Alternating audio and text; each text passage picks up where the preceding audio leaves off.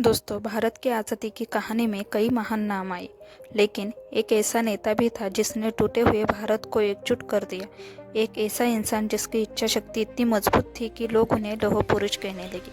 यह कहानी है सरदार वल्लभ भाई पटेल की, जिसने 50-62 रियासतों को जोड़कर आधुनिक भारत की नींव रखी। लेकिन क्या आप जानते हैं, उनकी जिंदगी में दर्द, संघर्ष और कई ऐसे पल भी आए जो किसी फिल्म से कम नहीं थे। वल्लभ भाई पटेल का जन्म एक साधारण किसान परिवार में हुआ था। उनके पिता झवेर भाई पटेल किसान थे और मां लाडबाई धार्मिक स्वभाव की महिला थी। बचपन से ही पटेल बेहद निडर और जिद्दी थे। गांव के लोग कहते थे कि यह लड़का एक दिन बड़ा नेता बनेगा। युवा में वल्लभ भाई ने कठिन परिस्थितियों में पढ़ाई की। उन्होंने कानून की पढ़ाई की और आगे चलकर इंग्लैंड जाकर बैरिस्टर बने।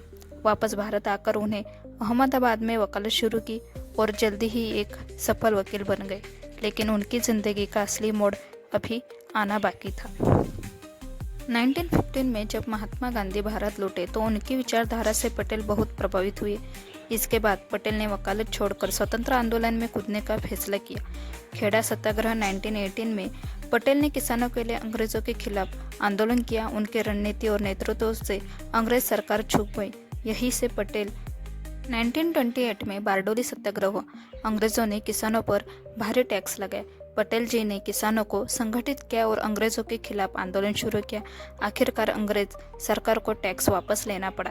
तभी किसानों ने उन्हें एक नया नाम दिया, सरदार, और उस दिन से वल्लभ भाई पटेल जी सरदार वल्लभ भाई पटेल बन गए। 1947 में जब भारत आज़ाद हुआ तो देश में 50-62 रियासतें थी। हर राजा अपनी अलग सत्ता चाहता था।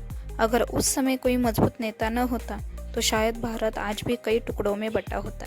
लेकिन सरदार पटेल जी ने अपनी राजनीति, समझ और दृढ़ता से इन सभी रियासतों को भारत में मिलाया।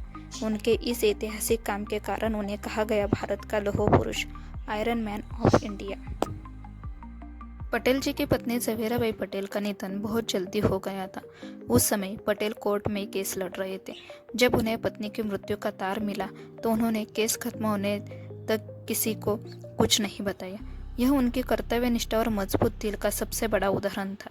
आज़ादी के बाद सरदार पटेल जी बने भारत के पहले उप मुख्यमंत्री और भारत के पहले गृह मंत्री। उन्होंने भारत की प्रशासनिक व्यवस्था को मजबूत किया और आईएएस और आईपीएस सेवाओं की नींव रखी। दिल का दौरा पड़ने से भारत ने अपना सबसे मजबूत नेता खो दिया। उनकी मौत के बाद पूरे देश में शोक की लहर फैल गई।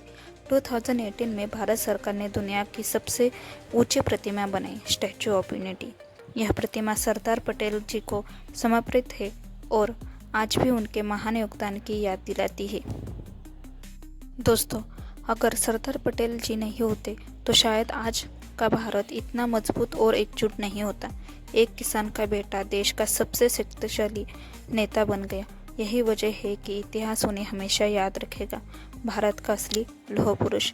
अगर आपको यह कहानी पसंद आई हो तो वीडियो को लाइक करें, शेयर करें और चैनल को सब्सक्राइब करना न भूलें।